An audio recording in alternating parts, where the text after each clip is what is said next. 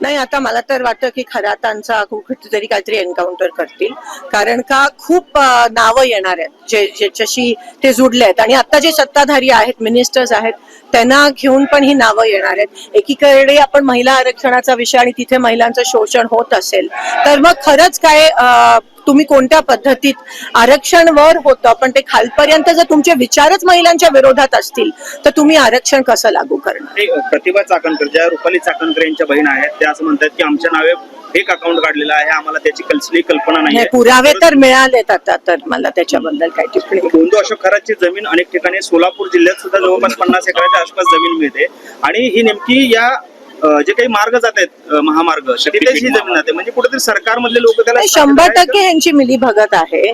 आणि अजूनही मला असं वाटतं काही त्यांना पुरावे बाहेर येणार आहेत. पण मी तुम्हाला सांगते, त्याआधी त्यांचं काहीतरी हेच लोक करवतील अशी मी शंका व्यक्त करते.